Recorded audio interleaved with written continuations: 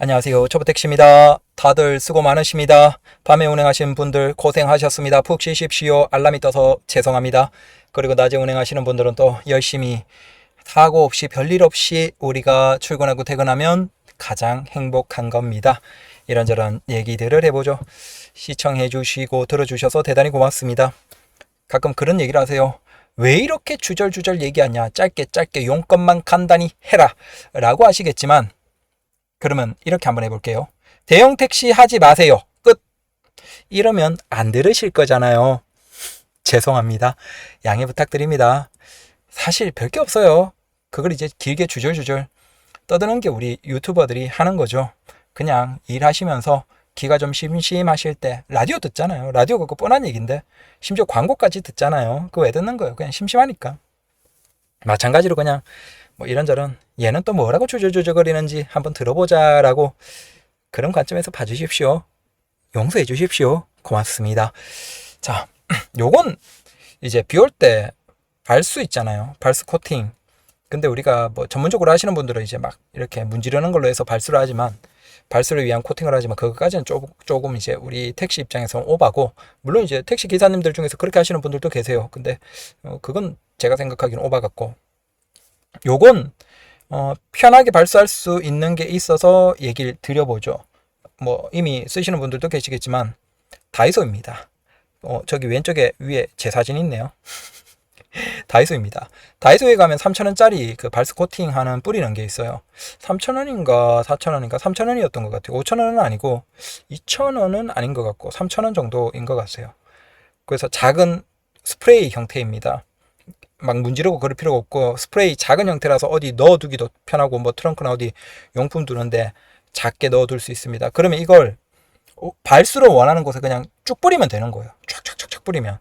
그럼 제 같은 경우에는 발수로 원하는 게 요 사이드 미러가 보는 게 조금 불편해서, 사실 다른 데는 뭐 딱히 그런 게 없고, 아니면 후방 카메라가 아이오닉 같은 경우에는 물이 계속 뚝뚝 떨어져요. 비 오는 날은. 그래서 막 안 보여서 그 후방 카메라랑 그 다음에 이 사이드 미러 보이는 부분만 이렇게 뿌려두는 식으로 하거든요. 앞유리는 이제 안 하고, 그건 또 발수를 해버리면 나중에 또 불편하니까. 그래서 이렇게 사이드 미러 쪽, 그 다음에 저는 후방 카메라. 전 뒷유리는 안 봐요. 근데 효과는 있습니다. 이게 저속에서는 뭐 잘 미끄러져 내려가니까 저속에서도 좀 차이 있긴 하지만, 중속 이상으로 달리면 확실히 바람이 부는 상태에서는 물방울이 미끄러지는 거죠. 그래서 여기 보시면 일부러 비교하려고 절반 잘라놨죠. 절반 자르고 반틈, 앞쪽 반틈만 사이드 미러 쪽만 해놨어요. 사이드 미러 유리에도 뿌리고. 그러니까 앞쪽은 달리니까 다 날아가 버리죠. 근데 그 뒤에 절반 안 한 곳은 물방울이 저렇게 맺혀 있죠. 아무래도 뭐 기름기 같은 게 뭔가 있으니까 이렇게 저렇게 맺혀 있는 것 같은데, 그래서 요거 다이소에 3,000원짜리 발수 코팅 요거 스프레이 편하고 괜찮긴 하다. 뭐 앞유리에 하는 건 조금 그렇습니다. 이게 나중에 앞유리에 해버리면 일반 할 때 막 뻑뻑거려요. 그래서 그건 이제 조금 감수하고 하실 분들은 하시고, 근데 가급적이면 안 하는 게 좋고, 앞유리는 관리를 잘 하셔야 되고. 근데 사이드 미러는 뭐 어차피 상관없잖아요, 우리가. 그래서 이쪽은 저는 이제 가끔 자주 해줍니다. 다만 이걸 하면 깨끗하게 유리하려고 닦을 때 보면 기름기가 이렇게 쫙 끼어 있어요. 그래서 그런 거 싫어하시는 분들은 또 싫어하시고 그렇습니다. 편하게 싸게 발수 코팅 하실 분들 다이소에서 3,000원짜리 사서 하시라라는 겁니다. 이게, 그리고 썬팅 같은 거, 이제 우리 기사님들 제가 생각하기에 썬팅이나 뭐 블랙박스 이런 거 한번 정리해서 얘기 드리면, 신차로 만약에 한다 그러면 가급적이면 밑에 집에서 다 하십시오. 그러니까 밑에 집에서 한번 작업할 때 그냥 잘해서 하는 게 마음 편합니다. 이게 저는 이제 썬팅도 따로 하고 따로 하니까 일단 썬팅도 어차피 해야 돼요. 택시는 진짜 밤에 늦은 시간만 하는 분들 아니면 요즘 같으면 썬팅을 해야 되고, 특히 여름이 더 더워지고, 이게 시간이 갈수록 지금 어떤 상태냐면 기온이 더 올라가거든요. 지금 가까운 시점에 10년 사이에서도 기온이 거의 뭐 몇 1도 이상으로 올라갔다라고 얘기하죠. 즉 평균이 그 정도면 엄청나게 더워진 거예요. 그리고 그건 앞으로 갈수록 더 그렇거든요. 그래서 이제 택시도 썬팅이 필수고, 특히 거기에서 열 차단 잘 되면서도 가급적이면 낮에만 하시는 분들은 굉장히 진한 걸로, 제가 만약에 다시 한다 그러면 저는 아마 앞도 30에서 20 정도 해버리고 옆은 거의 뭐 10, 15, 뒤는 아예 55 이렇게 해버릴 것 같아요. 낮에만 한다면. 밤에 한다면 이제 한 뭐 50도 좀 모르겠고. 네. 여튼 너무 더워요. 그래서 요즘에 보면 이제 오히려 예전에는 수건 거신 기사님들이 별로 적었는데, 요즘에 보면 이제 운전석이나 이렇게 측면에 운전석 쪽에 이렇게 수건이나 뭐 천이나 이렇게 햇빛 막이 같은 거 해놓은 거 있죠. 그분들 다 썬팅 하셨거든요. 했는데도 요즘에 더 더우니까, 옆에 뜨거우니까 아예 막 수건이나 뭔가를 이렇게 창문에 끼워서 아예 닫아놓는 분들 많이 보이시죠. 그래서 와, 그 정도로 이게 더 더워지고 있다 라는 거고. 그래서 썬팅 제대로 둘러버려라. 이게 전문적인 업체에서 하면 더 좋지 않냐라고 하겠지만, 솔직히 모르겠어요. 저도 이제 전문적인 업체에서 했거든요. 근데 뭐 뒷유리 한번 재작업했고 엉망으로 해서, 그 다음에 뭐 마감하는 것도 조금 뭐 아쉬운 게 있고, 그리고 이렇게, 그러니까 밑에 집은 우리가 가끔씩 가잖아요. 그러면 내가 작업한 곳에서는 그래도 뭐 많은 돈 주고 했었기 때문에 뭐 이상하다 그러면 나중에 가서 뭔가 확실하게 얘기해서 뭐 딱 할 수 있는데, 따로 하니까 오히려 이게 관리하기가 더 그렇다. 그래서 그냥, 네, 썬팅 집에서 미터 집에서 썬팅도 차 뽑을 때 대폐차할 때 제대로 해버려라. 그리고 이게 타 지역을 안 가시는 분들은 뭐 가장 기본으로 하는 게, 근데 이거 팀원이 미터기 바꾸면서 바뀌었거든요. 근데 서울이 없어요. 내가 잘못 봤나? 세 가지밖에 없어요. 그 이거 T600인가? 이걸로 미터 바꾸면서 이거 진차등도 바꿔준다고 해서 괜찮을 것 같아서 바꾸긴 했는데, 이게 세 가지만 있네요. 그래서 요즘 불편한 게 서울이 없습니다. 저는 이제 타 지역도 하기 때문에 서울 그 타 지역에서 할 때는 서울을 켜놔야 되는데, 빈차도 애매하고 예약도 애매하고 서울을 켜놔야 되는데 서울이 없네요. 이거 좀 팀원이 업데이트 좀 해주시면 안 됩니까? 네, 요것도 조금 그렇다. 그것도 있고. 그 다음 블랙박스도 가급적이면 뭐 4채널, 5채널 요즘에 이 정도 많이 하시죠. 가급적이면 4채널 이상으로 하시라. 특히 우리는 이제 개문발차나 뭐 뒤에서 오토바이나 지나가는 보행자나 뭐 손목치기나 많은 것들이 있기 때문에, 가급적이면 4채널 이상, 이제 전후방도 조금 부족하고 4채널 혹은 5채널 여유되면 그렇게 해서 하시고, 그리고 가급적 한 달, 일주일은 모르겠고 한 달 정도에 한 번 정도는 그 블랙박스에 칩을 꼭 빼셔서 컴퓨터에서 한번 옮겨 보십시오. 가끔 이게 아예 안 되는 경우 있어요. 그래서 실제 기사님들 중에서도 사고 나서 이제 블랙박스를 제출하려고 하니까 막상 이게 녹화가 안 되어 있어.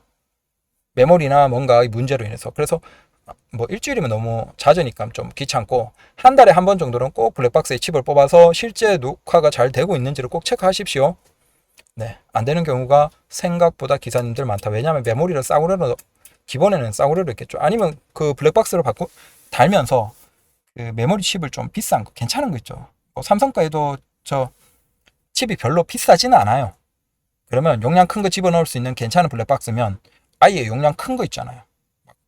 512기가짜리 이런 거 막 삼성 거 괜찮은 걸로. 아예 그런 걸로 바꾸면 몇만 원이면 사니까 그걸로 아예 바꿔버리는 게 낫지 않을까. 그건 길게 녹화도 되니까. 자, 그리고 댓글 주신 거 좀 읽어보죠.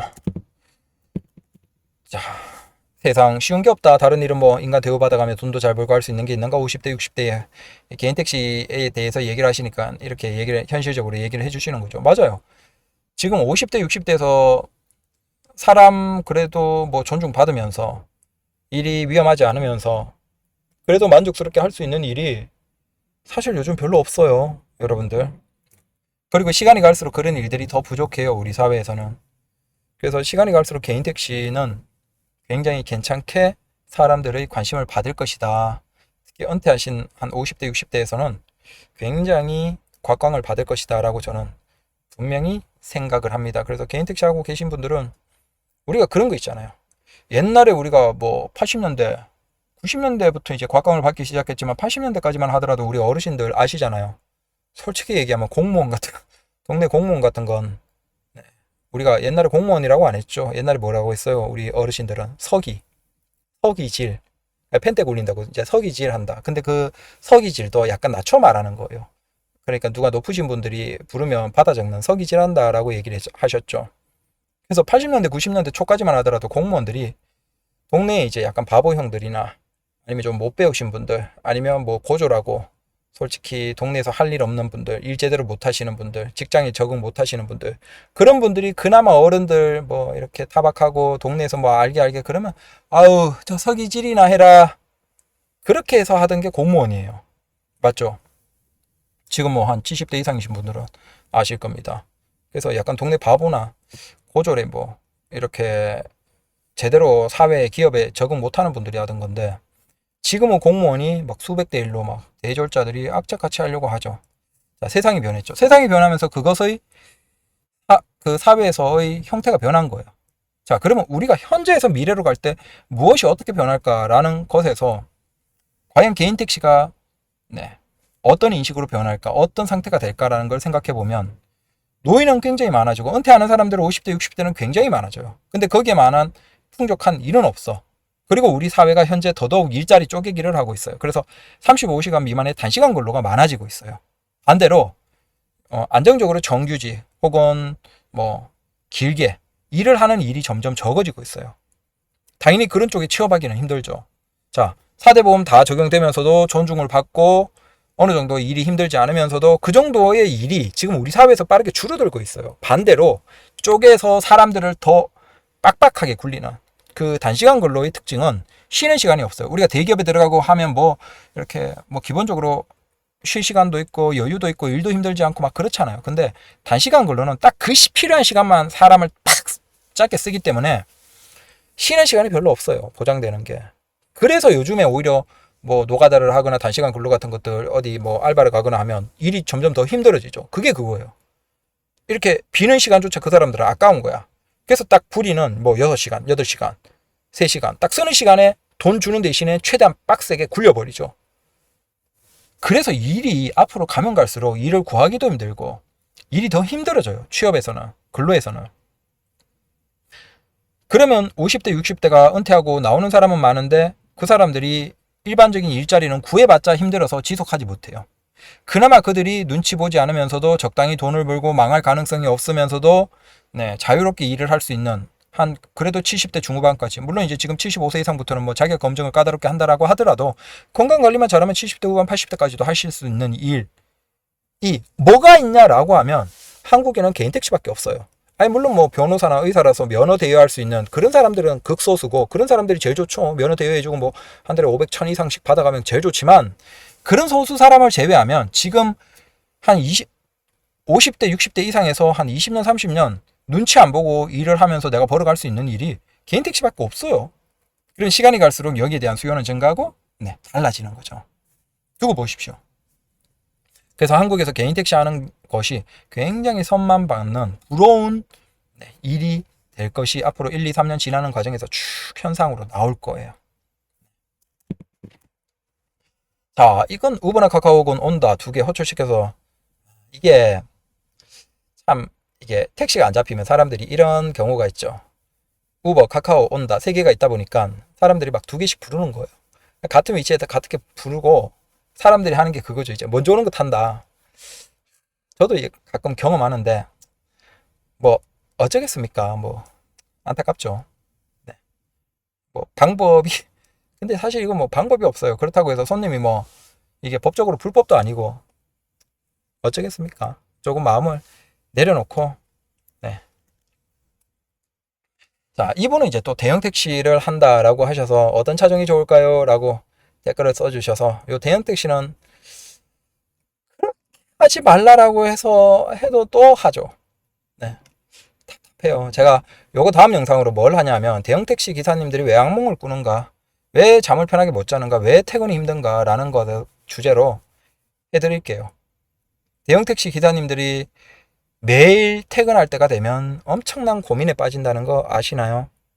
네, 그 이유가 뭐냐면 요약해서 먼저 짧게 얘기 드리고 다음 영상에서 길게 할 거예요. 바로 일반 택시는 우리가 끝날 때 되면 어떻게 돼요? 우리가 보통 하루에 한 10시간 기준으로 하고 짧게 하는 분들은 9시간, 10시간, 길게 하시는 분들은 이제 12시간, 13시간 하시죠.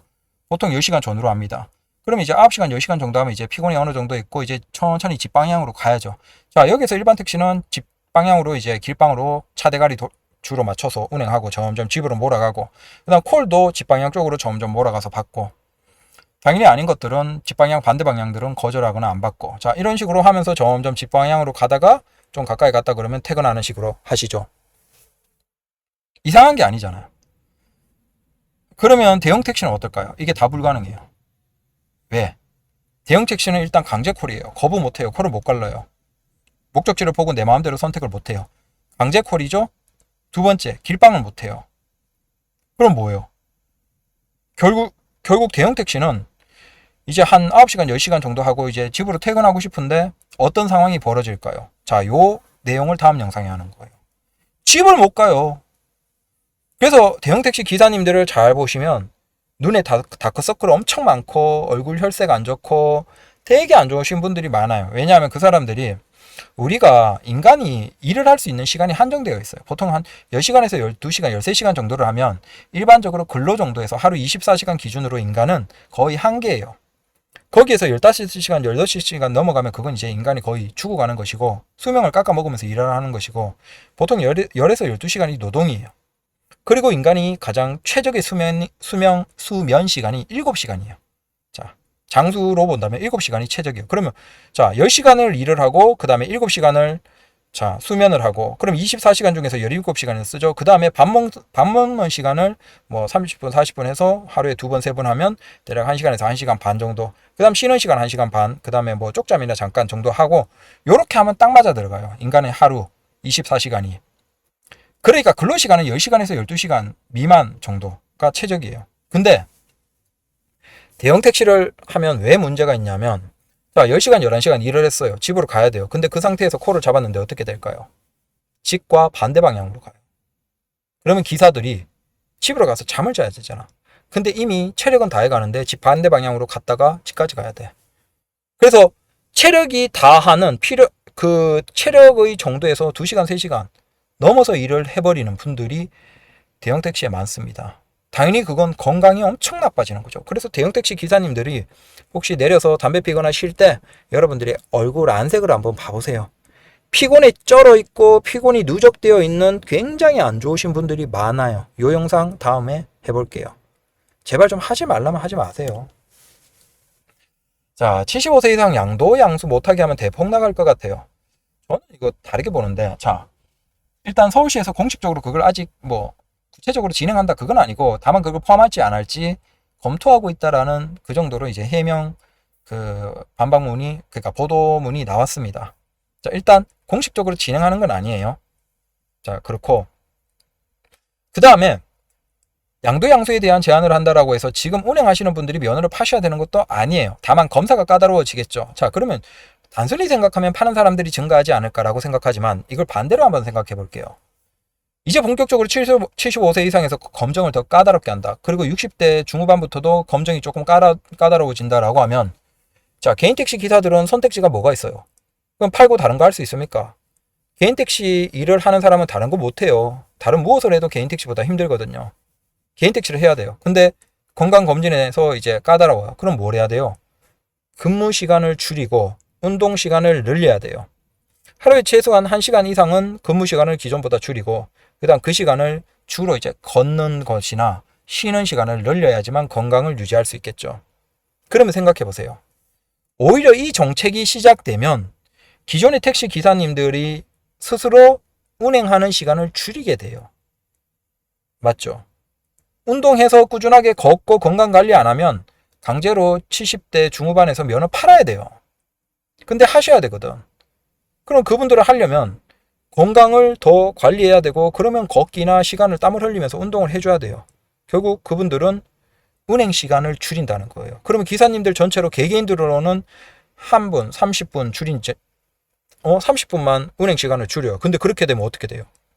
서울의 기사님 기준으로 3만 명이면 개인 택시가 3만 대가 30분씩 줄어봐요. 에? 저조차도 건강관리하면서 30분은 일하는 시간 줄일 건데 연세 드시면 더 줄이겠죠. 자, 기사님 전체적으로 10분, 20분, 30분만 줄이고 건강관리 시간이 늘어나도 어떻게 돼요? 오히려 운행에서는 훨씬 일을 할 때는 시간당 매출이 올라갈 수밖에 없겠죠. 택시가 전체적으로 주니까. 그래서 이런 분들이 단순히 이걸 시작을 하면 뭐 택시 가격이 대폭락할 거다라고 생각하지만 오히려 제가 생각하기에는 택시 기사님들의 시간당 매출이 오히려 올라가는 현상이 나올 거예요. 자, 그리고 부재 부활하면 대폭 나갑니다.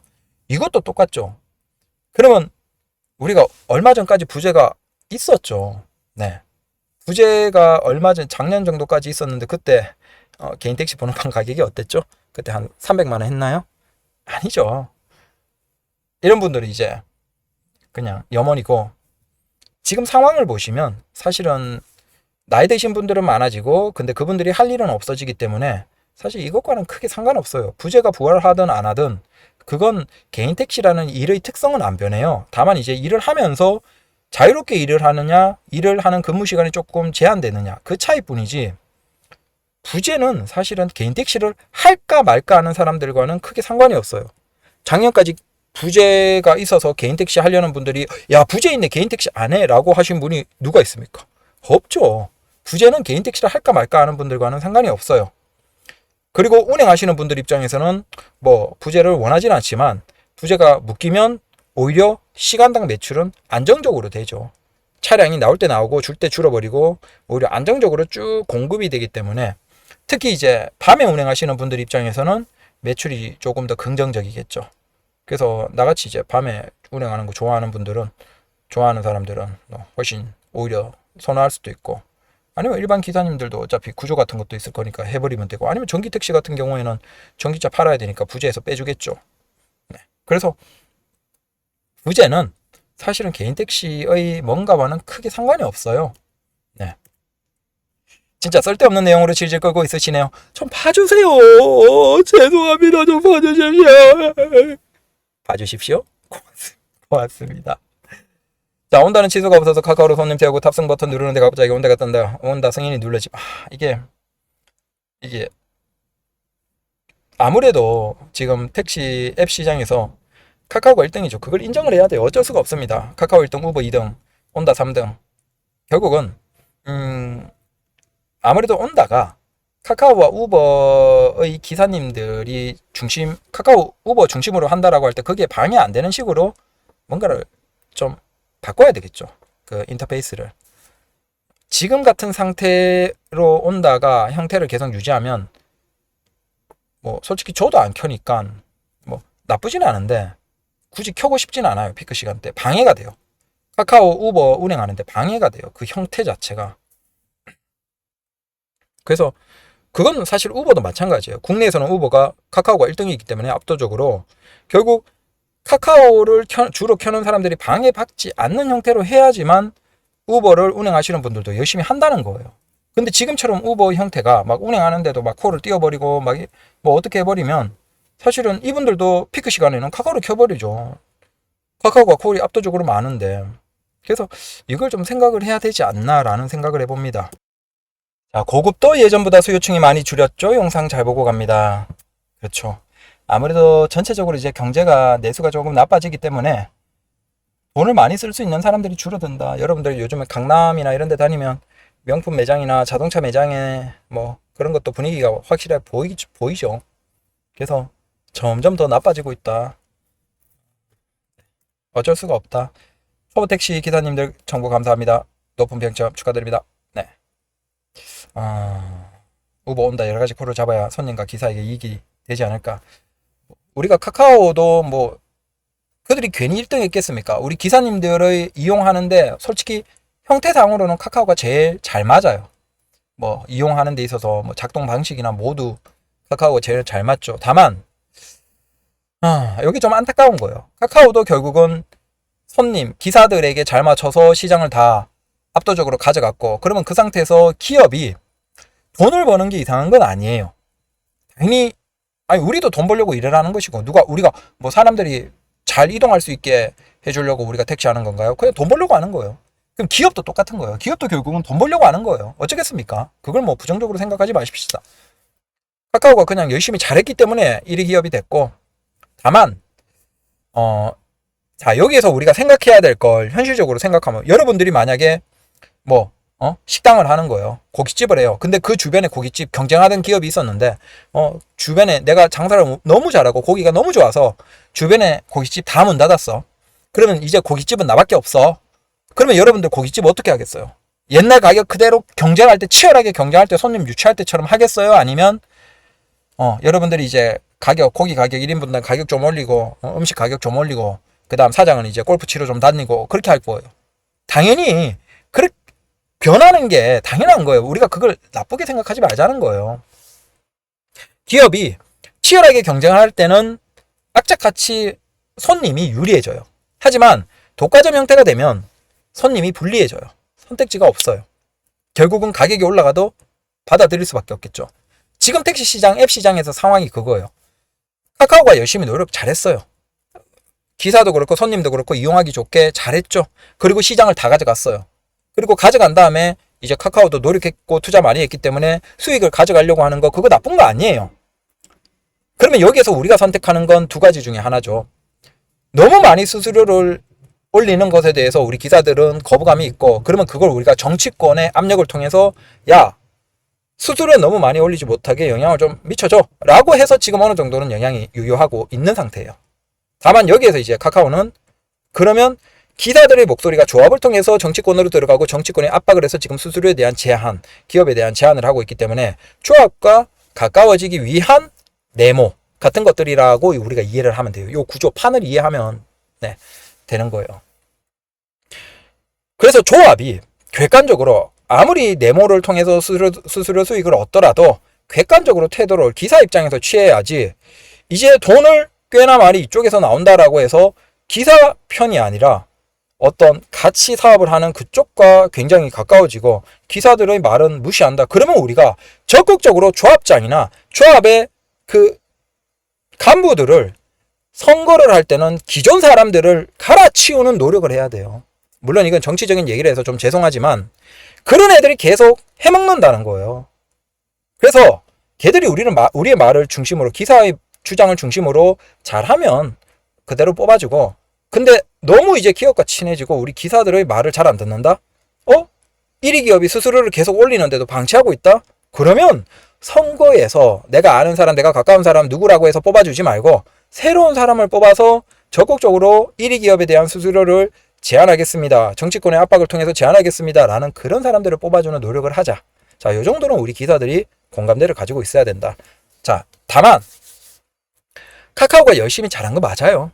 제 소원은 우버가 카카오와 비슷해졌으면 좋겠어요. 차라리. 다만 이제 우버는 글로벌 형태이기 때문에 사실 한국에 맞춰서 못하겠죠.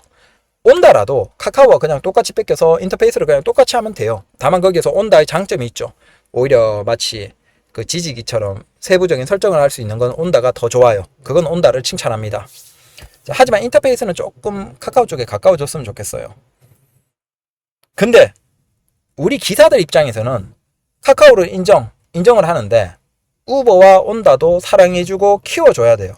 자, 앞에 얘기한 것처럼 한 가지는 우리가 정치권을 통해서 1위 기업을 압박해서 수수료를 낮출 수 있어요. 하지만 그건 한시적이고 결국 궁극적으로 시장이 긍정적인, 건강하게 우리 기사들이 유리하게 하기 위해서는 치열한 경쟁이 있어야 돼요. 어느 곳이든 치열한 경쟁이 있을 때 가장 소비자도 그렇고 모두에게 유리해요. 왜냐하면 치열한 경쟁에서 기업은 많은 이익을 내는 노력을 하지 못하거든요. 그걸 계속 다시 돌려서 재투자해야 돼요. 그래서 우리 기사님들이 현명해져야 되는 게, 카카오 블루를 운행하시는 기사님에게조차 얘기 드리고 싶은 게 그거예요. 여러분들이 카카오 블루를 운행하는데 카카오 블루의 수수료가 4% 3% 좀 낮아지면 여러분들도 좋잖아요. 맞죠? 근데 카카오 블루의 수수료가 내려가기 위해서는 어떻게 해야 될까요? 답은 하나예요. 우버와 온다의 시장 점유율이 올라가면 카카오도 어떻게든 기사 더 유치하고 기사 빠져나가지 않게 붙들고 하는 거예요.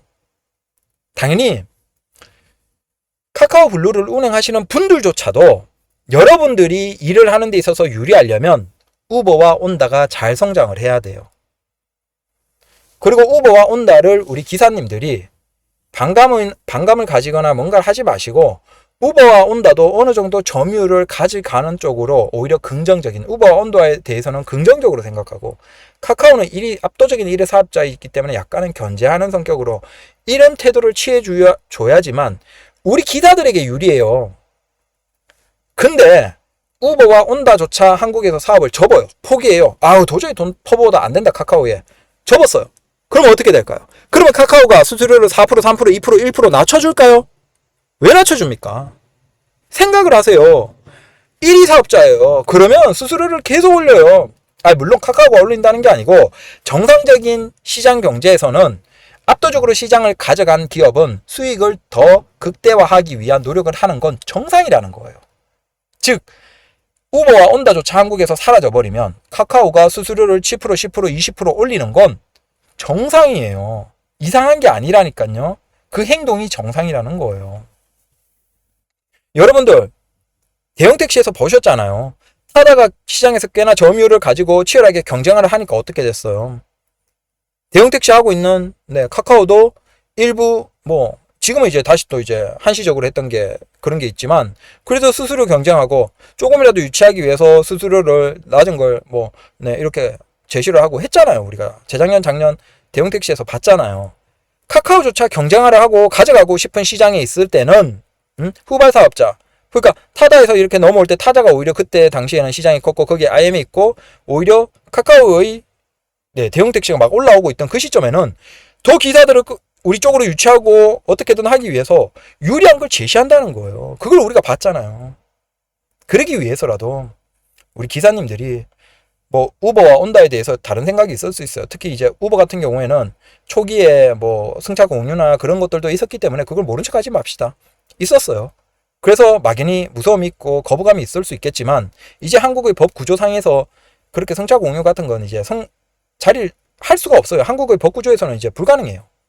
그러면 지금 상태에서 택시 위주로 열심히 하고 있는 우버에 대해서는 시장 점유율을 조금이라도 가져가는 쪽으로 긍정적으로 바라봐 주시는 게 맞지 않을까라는 저는 생각을 해요. 네.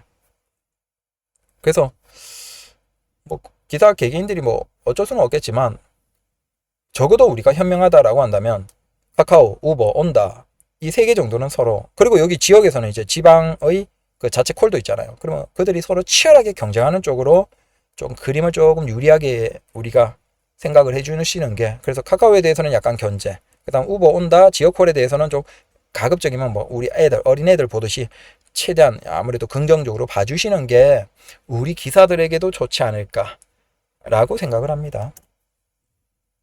자, 최근 블랙 이용했던 손님들로 들은 말 초창기 블랙을 타보지 못해서 아쉬웠다. 자, 이게 추억이지만 맞죠?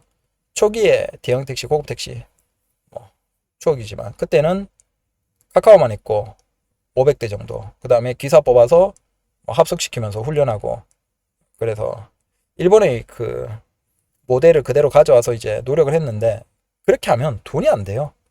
수익이 날 수가 없겠죠. 법인 입장에서도 유지하기가 쉽지 않고 그래서 법인을 통해서 먼저 시작을 했고 근데 그게 유지가 되지 못하면서 해체가 되고 개인으로 넘어오면서 그나마 지금 정도 그 고급 택시로 유지가 되고 있는 거죠. 그래서 그때는 벤츠 E클래스로 쫙 다 뽑고 그 다음에 기사들도 정장 딱 입고 명찰 딱 달고 근데 한국의 상황에서 그건 약간은 좀 오바이긴 했지만 그래도 좀 간지가 났다라고는 할 수 있어요. 네. 그래서 오히려 그 고급 택시의 서비스는 사실 5년 6년 전인 그 고급 택시 초기 시작할 때 카카오블루의 그 벤츠 E클래스와 기사들 아예 그냥 딱 뽑아서 정규로 교육 합숙시키고 몇 달 동안 그렇게 했던 때가 사실 고급 택시의 수준으로는 가장 높았어요. 그리고 그게 이제 개인 택시로 넘어오면서 아무래도 자율이 있다 보니까 계속 꾸준하게 내려올 수밖에 없겠죠. 아무래도 자유로우면 반대로 그 서비스의 형태나 매뉴얼이 통일이 못 되는 거예요. 다 개개인들마다 달라지기 때문에 그때는 아예 합숙까지 시키면서 매뉴얼로 강제했기 때문에 완전 다 기사들을 똑같이 했거든요. 그래서 초창기 블랙을 타보지 못해서 아쉬웠다 아마 그런 얘기가 있을 거예요.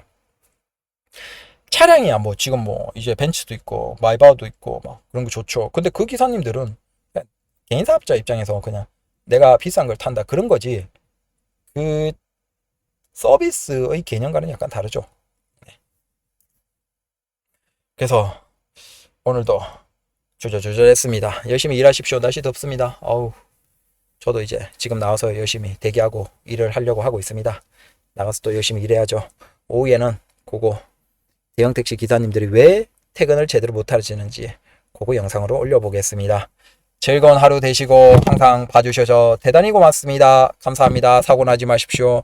그리고 돈 많이 버시면 뜨끈한 뭐 썰렁탕이나 곰탕이나 맛있는 거 건강한 거 좀 드시고 돈 못 버셨으면 네, 같이 많이 봅시다. 감사합니다.